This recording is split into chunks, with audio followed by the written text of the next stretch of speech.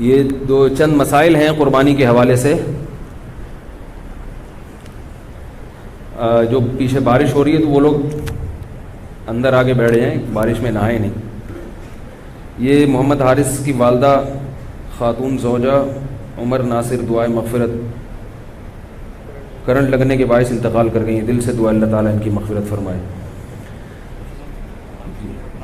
جی اچھا, ابھی نماز جنازہ بھی ہوگا اس کے بعد, ٹھیک ہے. یہ مسائل ختم کرتا ہوں تو پھر نماز جنازہ ہے اسے. قربانی کے بارے میں چند مسائل سن لیں. پہلا مسئلہ یہ ہے کہ قربانی کا گوشت کھانا عبادت ہے, جیسے میں نے بتایا. بعض لوگ یہ کرتے ہیں کہ گھر میں قربانی کرتے ہی نہیں ہے, سارے حصے ادھر ادھر دے دیے انہوں نے, تو یہ ایک قسم کا تکبر ہے. سمجھ رہے ہیں؟ ٹھیک ہے, صدقے کی اپنی اہمیت ہے, مگر جب اللہ کی طرف سے ضیافت ہے تو اس کو کھانا چاہیے. دیکھو ان 3 دنوں میں 4 دنوں میں روزہ رکھنا حرام ہے. کیوں حرام ہے؟ کیونکہ روزہ رکھ کے آپ گوشت نہیں کھا سکتے قربانی کا. رات کو حالانکہ کھا بھی سکتے ہیں, مگر یہ کہ جیسے عام دنوں میں کھانے کی روٹین ہے وہ نہیں کر سکتے آپ. تو اس کا مطلب پتہ چلتا ہے کہ جب اللہ تعالیٰ کی طرف سے ایک چیز کی ضیافت ہے تو اس ضیافت کا انکار نہیں کرنا چاہیے. یہ تکبر ہے. بعض لوگ یہ کہتے ہیں ہم تو پورا سال گوشت کھاتے ہیں, ابھی ہم نے کیا کھانا ہے یار. بھائی آپ پورا سال اپنے پیسوں سے کھاتے ہوں گے. دیکھو ہم پورا سال پانی پیتے ہیں نا, لیکن مکہ جب جاتے ہیں اور زمزم پیے بغیر واپس آ جائیں تو یہ بہت بڑی حماقت ہے یا نہیں ہے بھائی. وہاں جا کے پیتے بھی ہیں اور بھر بھر کے گھروں میں بھی لے کر آتے ہیں. کیوں لے کر آتے ہیں؟ اس لیے کہ وہ پانی اور اس پانی میں فرق ہے. وہ پانی پلانے والا کون ہے؟ اللہ ہے. یہ بھی اللہ ہی پلا رہا ہے, مگر اس کی نسبت اللہ اپنی طرف نہیں کر رہا. اس کی نسبت اللہ اپنی طرف کر رہے کہ میری طرف سے آفر ہے یہ تمہیں. اس میں جو برکت ہے وہ اس پانی میں نہیں ہو سکتی. برکت نہ بھی ہو بھائی, ہم تو اللہ کی طرف سے ضیافت ہے. تو تبھی نبی نے فرمایا کافر جو ہے وہ زمزم پیٹ بھر کے نہیں پیتا, اور مسلمان زمزم پیٹ بھر کے پیتا ہے. کافر اتنا پیے گا جتنے ضرورت ہوگی, کہے گا پیاس ختم ہو گئی اب کیا. مسلمان کہتا ہے نہیں بھائی اور پیوں گا, پیٹ بھر کے پیوں گا میں, اللہ پلا رہا ہے. نہیں آ رہی میرا خیال ہے بات سمجھ.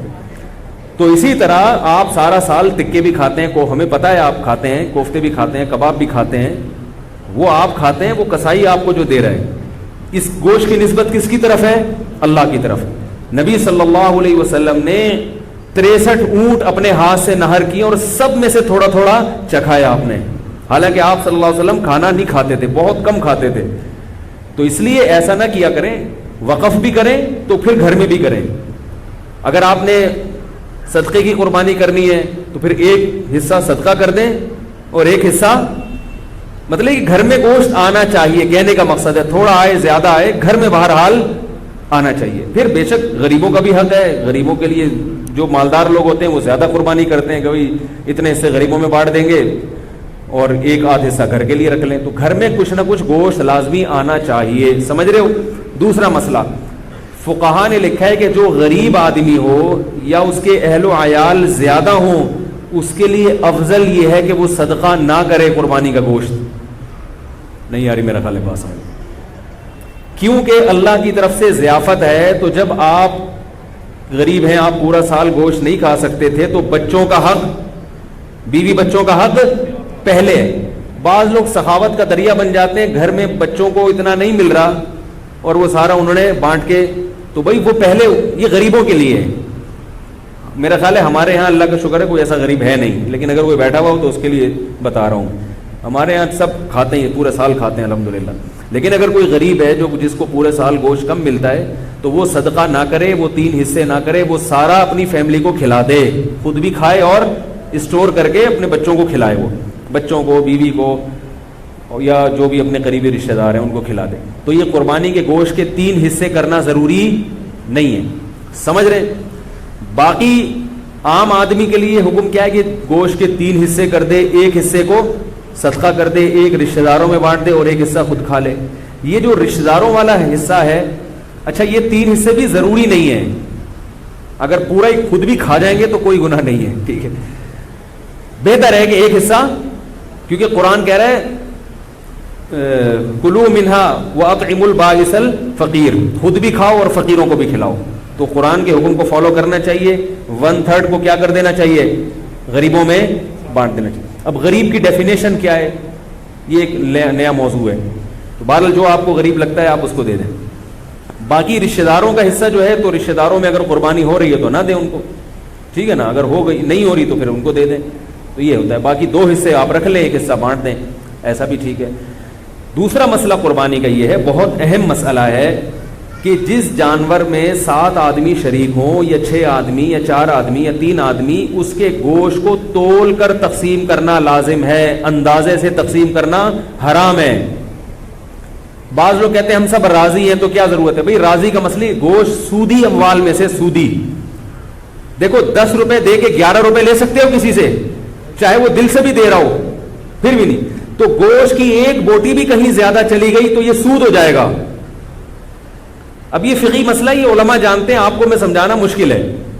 ایک بوٹی بھی زیادہ چلی گئی تو کیا ہو جائے گا, سود. اس لیے اس کو تول کے برابر برابر 7 حصوں میں تقسیم کریں. اور اگر اس ٹینشن سے بچنا چاہتے ہیں تو 7 حصوں میں کلیجی یا پائے ملا دیں, پھر تول کے تقسیم کرنا ضروری نہیں ہوگا. جیسے 10 روپے دے کے 11 روپے دینا تو حرام ہے نا, لیکن 10 روپے کے ساتھ ایک ٹافی رکھ لیں, ہے بھائی, پھر 11 روپے لے سکتے ہیں. یعنی وہ نوٹ کے علاوہ کوئی جنس آ جائے.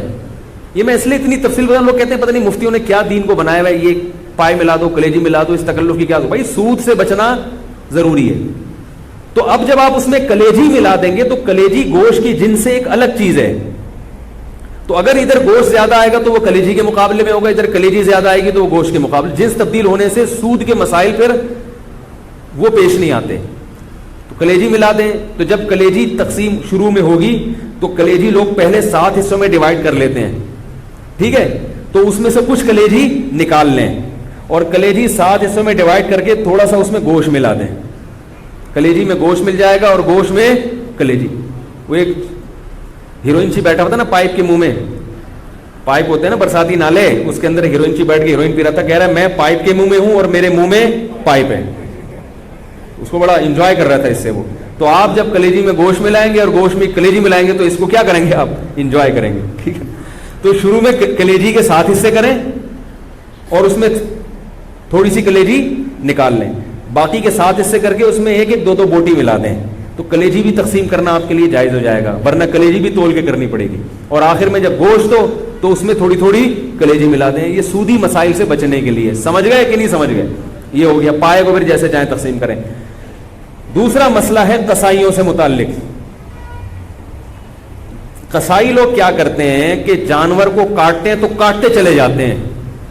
شریعت میں حکم ہے 4 رگیں کاٹنے کے بعد جانور چھوڑ دو, اس کو تڑپنے دو. سمجھ رہے ہو؟ تڑپنے دو. اس تڑپنے سے فائدہ یہ ہوتا ہے اس کا جتنا بلڈ ہے وہ نکل جاتا ہے. ذبح کرنے میں ایک بہت بڑی حکمت کیا ہے کہ اس کا خون, سارا خون گندی اور ناپاک چیز ہے, وہ باڈی سے کیا ہو جاتی ہے, اس میں بیماریاں بھی ہوتی ہیں. یہ جو جانور میں کوئی بیماری ہو نا تو اس کے خون میں ہوتی ہے, خون کا نکلنا ضروری ہے, گوشت صاف ہو جاتا ہے اس سے.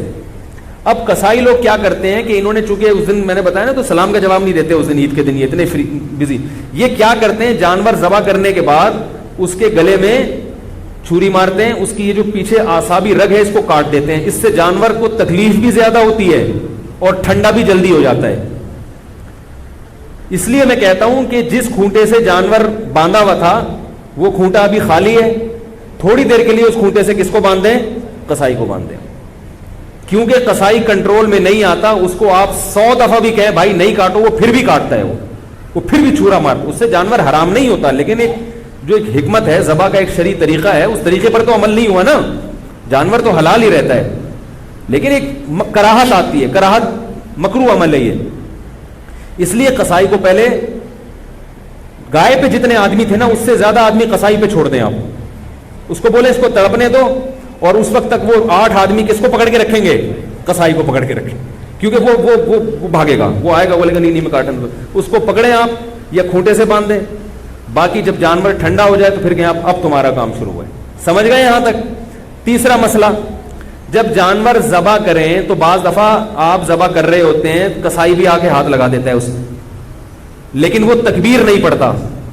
جب 2 آدمی مل کے گلا کاٹیں گے تو دونوں کے لیے تکبیر پڑھنا ضروری ہے. اگر ایک نے بھی چھوڑ دی تو جانور مکمل حرام ہو جائے گا, اس کا گوشت کسی کے لیے بھی حلال نہیں ہوگا. انہوں نے گٹکے رکھے ہوئے ہوتے ہیں منہ میں, منہ ہل ہی نہیں رہا ہوتا ان سے, تو ان سے بولے بھائی گٹکا تھوڑی دیر کے لیے پھینک دو, تسلی کے ساتھ بسم اللہ اللہ اکبر پڑھو زور سے. اور علماء کہتے ہیں کہ جو لوگ وہاں کھڑے ہوئے ان کو بھی چاہیے تکبیر پڑھ لیں تاکہ وہ جو ہے نا جو ذبح کر رہا ہے اس کو یاد آ جائے.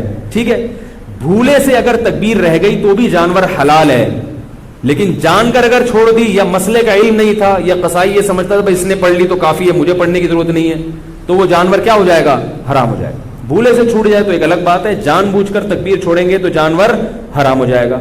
البتہ آپ 4 رگیں کاٹ چکے تھے, پھر قصائی نے چھری ہاتھ میں پکڑی ہے, پھر کوئی فرق نہیں پڑتا, پھر وہ تکبیر نہ بھی پڑھے تو جانور کیا ہے, حلال ہے. تو شروع کی رگیں جو ہے نا جب کٹتی ہیں تو اس میں تکبیر کا پڑھنا ضروری ہے. آج کل یہ فارمی مرغی والے بھی تکبیر نہیں پڑھ رہے, وہ تو میں نے کئی دفعہ پکڑا ہے, ان کو جا کے پکڑا کریں, ان سے بولے زور سے بولا کرو. ویسے تو باتیں چیخ چیخ کے کرتے ہیں, جب اللہ کا نام لینے کا وقت ہے تو پتہ نہیں نام ہی نہیں لیتے وہ. تو انہوں نے بھی گٹکے رکھے ہوئے ہوتے ہیں منہ میں, ان کے پاس اتنا ٹائم نہیں ہوتا کیونکہ گٹکے کے ساتھ تکبیر پڑھنا بڑا مشکل کام ہوتا ہے. ٹھیک ہے نا, میں نے گٹکے والوں سے اس کی تحقیق کی, وہ کہتے ہیں پان بھی منہ میں تو سلام کا جواب نہیں دیتا, وہ تکبیر کہاں سے پڑھے گا. ابھی کچھ دن پہلے میں جا رہا تھا, کسی سے موٹر سائیکل والے سے راستہ پوچھا, اس کے منہ میں گٹکا تھا, تو پورا گٹکا اس نے منہ سے پھینکا ہے میری خاطر. اس کے بعد اس نے وعلیکم السلام کہا اور پھر مجھے ایڈریس بتایا. میں نے کہا دیکھو یہ حالات ہے. تو اللہ کا نام لینا ہے زور سے. ٹھیک ہے, اور جانور خود ذبح کیا کریں, قصائی سے باقی کام کروا لیں آپ. نبی صلی اللہ علیہ وسلم نے خود جانور ذبح کیا, صحابہ خود جانور ذبح کیا کریں, یہ عبادت ہے. اور علماء کہتے ہیں کہ جس سے جانور ذبح ہوتا ہے نا اس سے بھی انشاءاللہ اس گوشت میں کیا آتی ہے, لذت اور برکت. تو آپ خود کریں, اگر قصائی نیک آدمی ہے تو ٹھیک ہے اس سے کروا لیں. قصائی میں نیک بھی ہوتے ہیں برے بھی ہوتے ہیں, ہر طرح کے لوگ ہوتے ہیں, اور بہتر یہ کہ آپ کا جانور ہے تو آپ چھری خود چلائیں. بعض لوگوں کا دل بہت نرم ہوتا ہے, چھری نہیں چلتی ان سے, تو ان کو چاہیے چھری چلائیں, کیونکہ اسلام اتنے دل کی نرمی کو پسند نہیں کرتا. اگر اتنا نرم دل ہوگا تو آپ اپنے ملک کی حفاظت نہیں کر سکتے. آئی بات سمجھ میں؟ آپ اپنے دین اور ملک دشمن لوگوں سے لڑ نہیں سکتے. جو ایک صاحب تھے بڑے نرم دل تھے, وہ گائے خود ذبح نہیں کرتے تھے, کہہ رہے ہیں مجھے کچھ ہوتا ہے. جب انہوں نے پڑھا نا کہ اسلام میں ایسا حکم ہے تو پھر وہ خود ذبح کرنے لگے. انہوں نے کہا یار تھوڑا دل مضبوط کرنا ضروری ہے. ٹھیک ہے, اور عورت بھی ذبح کر سکتی ہے. جو خواتین ہیں اگر وہ گھر میں قربانی کر رہی ہیں تو وہ خود ذبح کریں, جس کا حصہ ہے وہ خود ذبح کرے, یہ زیادہ بہتر ہے. سمجھ رہے ہیں؟ باقی خواتین جب وہ ذبح کریں نا تو فوراً چھری کہیں چھپا کے رکھ دیں,